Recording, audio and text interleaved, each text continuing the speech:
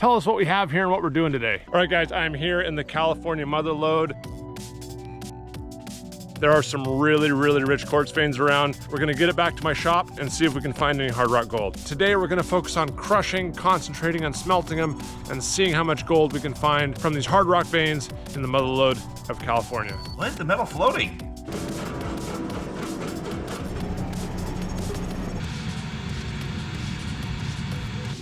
Nice and clean.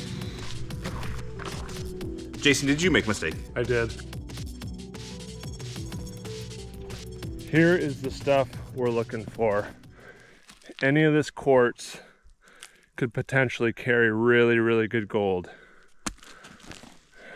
The redder the better, rotted out. So we're gonna gather up some of this, because even if a detector can't get it, there could still be a significant amount of fine gold that once crushed, we can get it with our shaker table. So we'll go through, gather up some material, but I can't wait to get it on my table. Today, I'm here at a gold mine in California. I'm here with my buddy, Bryan Thomas from Bryan Thomas Gold. Bryan sells gold, and he sells the most amazing gold specimens and pay dirt and any kind of nugget you can imagine. Gold is Bryan's thing. And here's the operation here.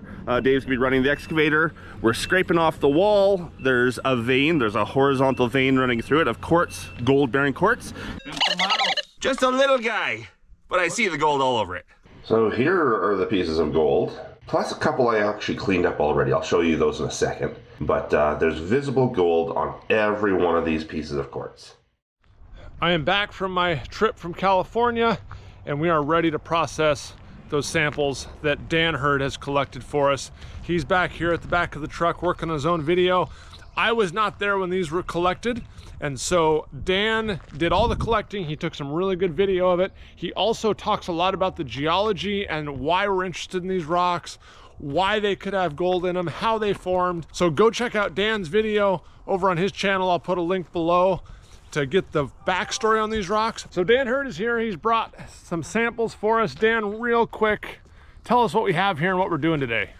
Well, I brought 5 or 6 bags of the quartz vein from Bryan's mine, just the actual quartz itself, and we high graded it to just get nothing but quartz, no host. We also grabbed a bucket full of what we're calling the halo material. That's the transition between the bedrock and the quartz vein, which is just littered with like small pockets of iron, small pockets of quartz, real mishmash of everything here.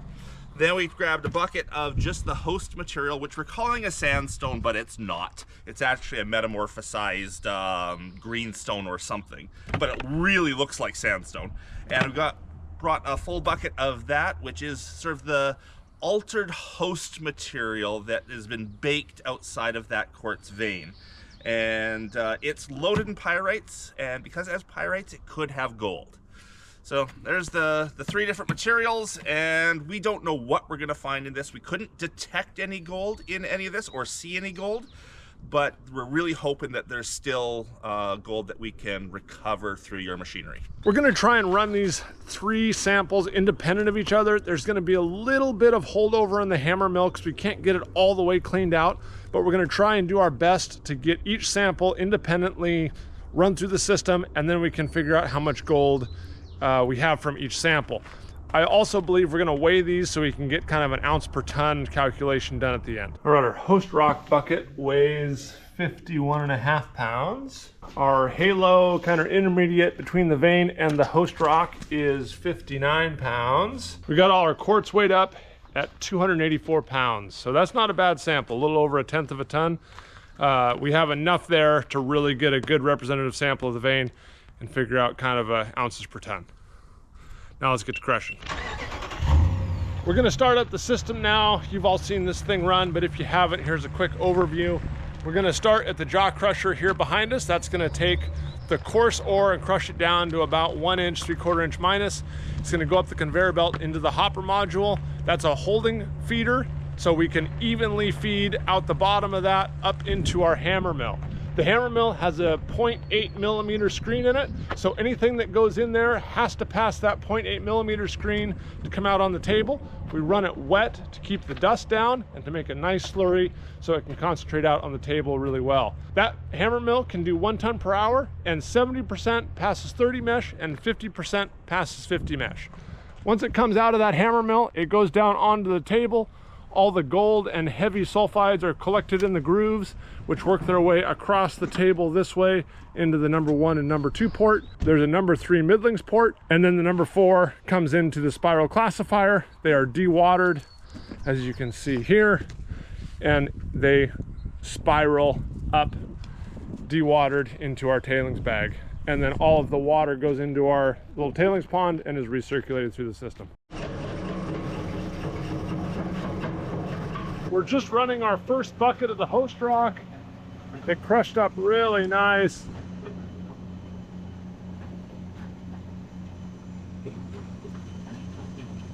We'll see if we got any gold in here.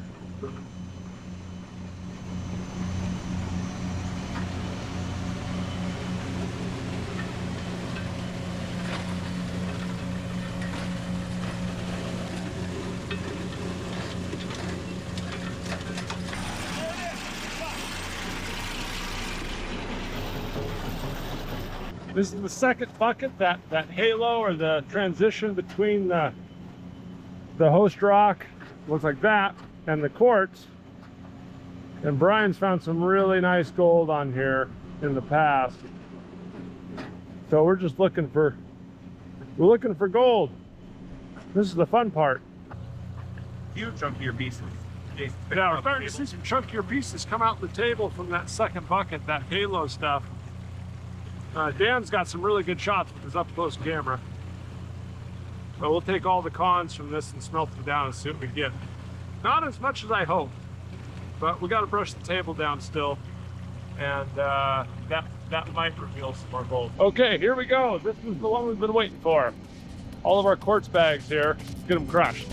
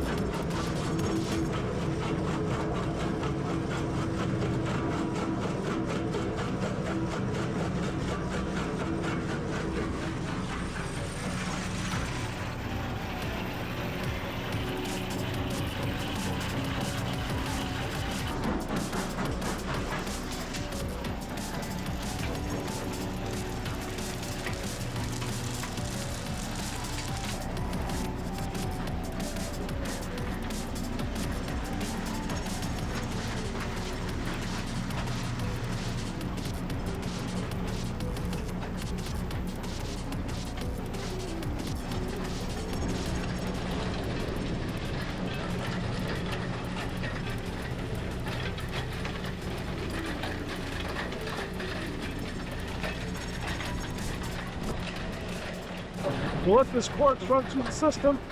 Dan's going to be looking for golden quartz over by the hopper module there, the module. And I hope we get some good lines of gold in that table.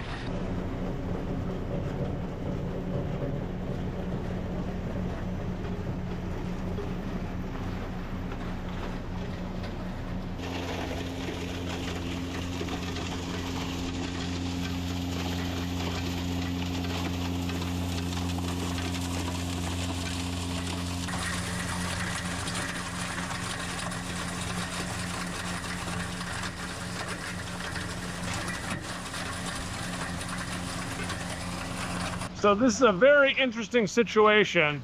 We're not seeing a whole lot of gold on the table. There's definitely some, but the area that they got all this sample from, and maybe Dan Hurd elaborates a little bit on his video, was from one spot. They sampled one spot where they dug out the vein, and about 5 to 10 feet away from that spot, Bryan found a huge pocket of gold, like ounces and ounces and ounces. And this is not that far from it, and we're not seeing any gold. So it's a really good lesson for everybody that just because you sample one spot doesn't mean the whole mine is, doesn't have any gold in it. So it'll be interesting to see how much gold we get, but again, 10 feet away, it was really rich. So in the future, if I was gonna sample some more here, I'd pick 4 or 5 different spots around the vein. I'd pick a long strike for maybe 100 feet, collecting rocks along the way, rather than just digging in one single spot. even though they thought it was going to be really good, it doesn't appear to be very good on the table. And it's just a pocket mine. Bryan's got amazing gold, but it's not evenly distributed throughout the vein, which I think the more and more I learn about veins and the more mines I see, that is the case. It is not uniform. It is not 1 ounce per ton every rock. It is pockets are really, really high grade and a lot of low grade stuff that when you mix it all together ends up running 1 ounce a ton or ½ ounce a ton. There's definitely some gold we're seeing here. It's hard to tell with the dirty water, but there's definitely yellow in the line here. I'm brushing down the table. We stopped so you could see. Dan's got some nice close-up videos of some little nuggets he's finding. Nuggets, that's being very generous. Hey. Very generous. Hey, yes, this is a nugget. You could pick it off the table, couldn't you? That's a nugget. There we go. So we are finding some gold, but just not nearly as rich as I thought it was going to be, judging by some of the other gold he's found in the area. You know, he pulled out about 10 ounces less than 5 feet away from here. There you go. In the same vein. Yeah. And this is you moved 10 feet away, you dug all the vein out. Yeah. And that's what we ran. That's what we ran. And it's very, very little. 10 ounces? I think that's what he says. 10 Yeah. ounces in that one pocket. That sort of lightning bolt that was going down. So it's not uniform throughout the vein. Not even close. Here's the #1 cons from the host rock sample. We have our #2s there. We're gonna just combine everything into one crucible, and I'll mix up a flux and smelt it down. We'll see if we can recover significant gold in those pyrite cubes. That's what we're looking for in this one, is there enough gold in the pyrite cubes to make it viable to recover it. I have 270 grams, so I'm gonna mix up 270 grams of soda ash and about 150 grams or so of borax. I'm not gonna add any silica because there's already plenty of silica in there. And so we'll just mix up those 2 ingredients, add some nails to it, and get it in the furnace. So just for a little context, this is the stuff that Dan detected very near the site that we were crushing from, right? Yep. Similar vein system. Just downhill a little bit. Yep. So there is really, really chunky gold there. We were hoping to find it today. Here's our flux mixed up into our #8 crucible. And no risk of boiling over now. No, it's not even half.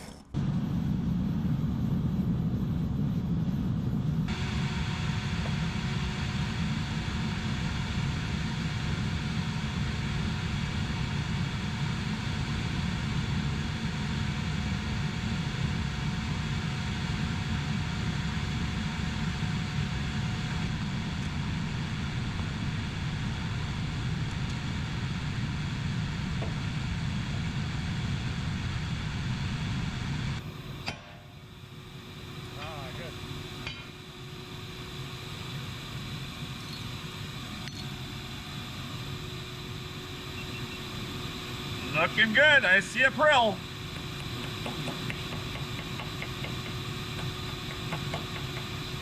It's hot. Ow. Lick it. My glove got a hole in it. Oh no. Now your finger got a hole in it. Yeah.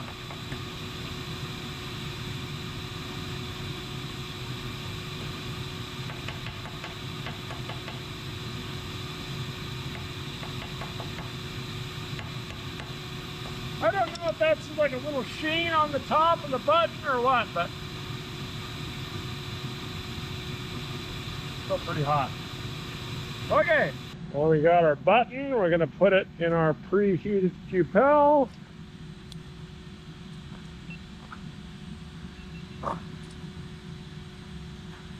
The cupel will absorb all the oxides, leaving us with a precious metal button.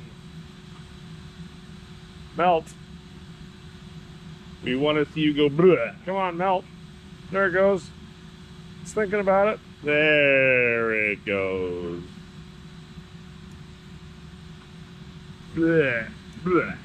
Okay, here we go, round 2. Let's see what we got here.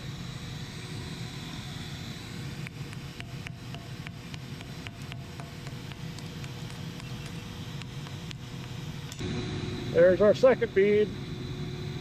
Nice and clean. No mat in this either. So it's coming. The flux is doing its job. And here goes our second bead. The first one's almost done back there. A little ways to go left. It's got some junk in it. There goes the second one.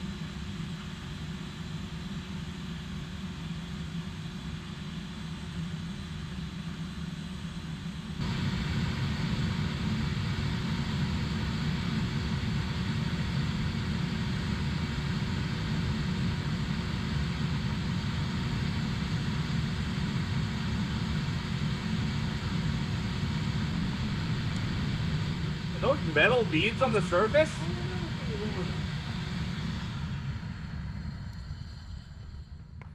Yeah, they sure look like it, don't they? Sure look like, maybe not metal. Are they bubbles? No, that's definitely metal. Look at that one. Why is the metal floating? Oh, we'll have to look on top of the slag. Yeah. Break one out and see if it is metal, but it sure looks metallic. We just poured our last pour, and it looked like there were little metal prills on the very top of the slag. And this is from our second pour, so our third pour is still cooling. But let's see if I can do it. Right in my hand there's a little tiny silver bead of bismuth that apparently didn't make it down to the bottom. So that's not good. We got to fix that, because that's our collector metal. That's where all the gold's supposed to alloy with. And if we have little beads stuck in our slag, that's not what we want. All right, it looks like our first one is done. First one ready to go? In the back. I see a bead. Of course, it's behind the others. Can I do it? You did nicely. And it looks gold. It's awfully yellow, but there's some junk there with it, isn't there? Yeah. Something that didn't dissolve out. Mm-hmm. Gold. All right, let's see what we got in number 3.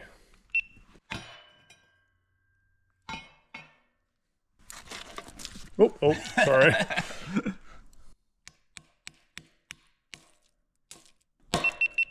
Hey, where's our bead? There it is. This And was a whole bunch of little beads all floating on the surface. Yeah, this was there's the bunch of quartz we talked about. Hopefully that's what we saw. I think we might have beads in there, but like this one right here. We'll have to look at that in a minute. Okay, what is this thing? Is this a bead? Oh, where'd it go? Is it that piece? I just saw it on this piece.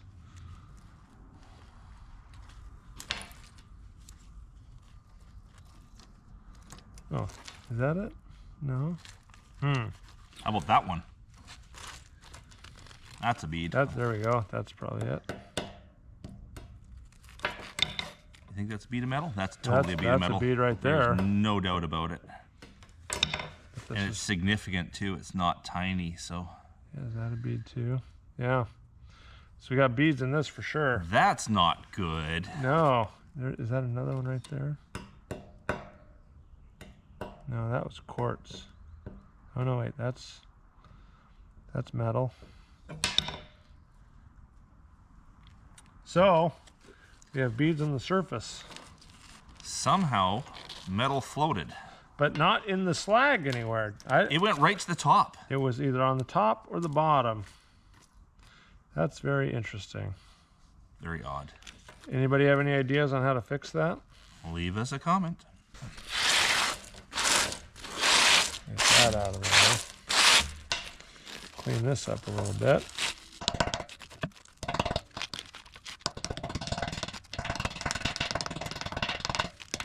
A little bead right in the bottom. Mm-hmm.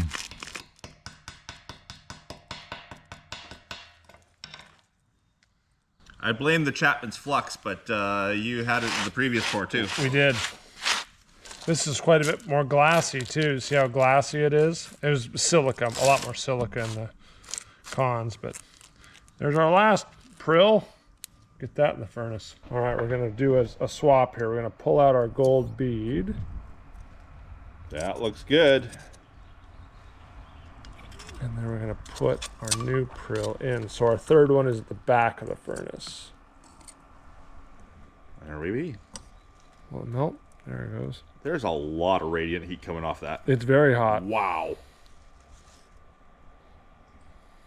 There we go. It might be warm in there. And sample 1 is done.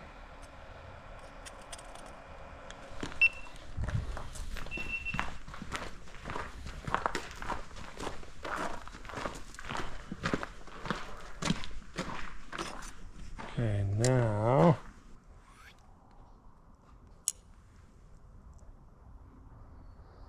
0.3. 0.3. More than a quarter gram. Nice.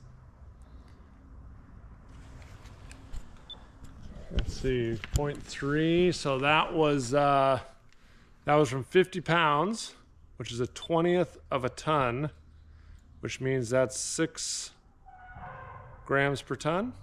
6 grams per ton? 6 grams per ton. All that math in your head that quick? Nice. I think so. If I'm wrong, someone's going to tell me about it. 50 pounds? 50 pounds. 0.3 of a gram. Yeah. There you go.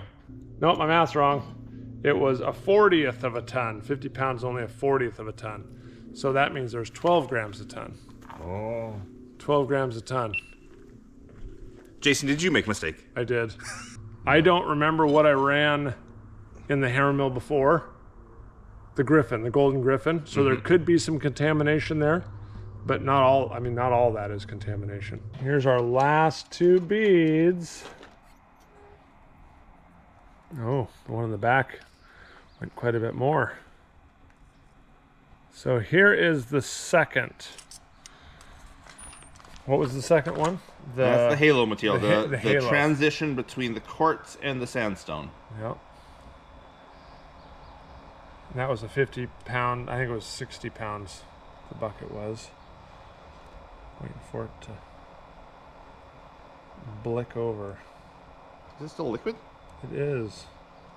It must have blinked by now. Oh, it is still liquid. It was hot in there. It was. You think we'll see the blink? We should. Any minute. Thank you, editors.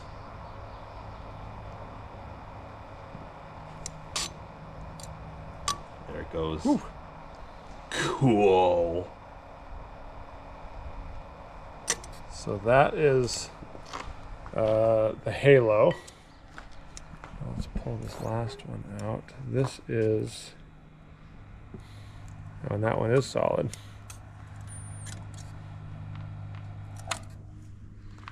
That first one was hot. Just It say was. that liquid that long. Mm-hmm. This one's already blinked out. But not very big. That's from our 280 pounds. Yeah.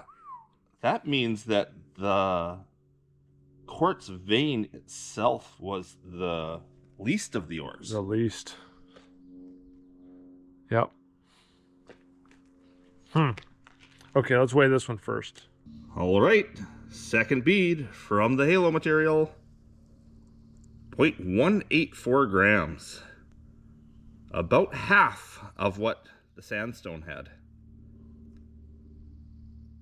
And sandstone was 12 grams per ton. Yep. So we're under 6. Yep. Oh, we're just over 6. Just over 6 grams per ton on this one. Now I gotta get the last one. Okay, bead 3. This is from the quartz vein itself. Ooh. Which we're pretty sure now is a pockety vein. Not that we didn't know that before. Man, that's really stuck in there. Really stuck in. Yeah. When it goes, oh my goodness, is it gonna go? Well, that's my worry. Yeah, I don't want to shoot it across the... Okay, here's our third bead. Oof. 0.23 out of almost 300 pounds. 300 pounds. There was not much gold there. Mm-mm. Not much gold at all. So there's all 3 beads. Our first one here, which was 12 grams a ton, then about 6 grams a ton, and that last one is about 1.5 grams a ton. So the lesson of this video is test, test, test. Like Dan said earlier, 10 feet away from this, they pulled out 10 ounces. We got less than 1/10 of an ounce per ton. So when you're looking at these veins, 10 feet away, it could be wildly rich, even if you don't see anything right in front of you. So test, sample, assay before you give up in a vein. Thanks everybody for watching. Thanks for Dan for bringing the samples, and thanks for Bryan for letting us run them. Hope you guys enjoyed the video. See you on the next one.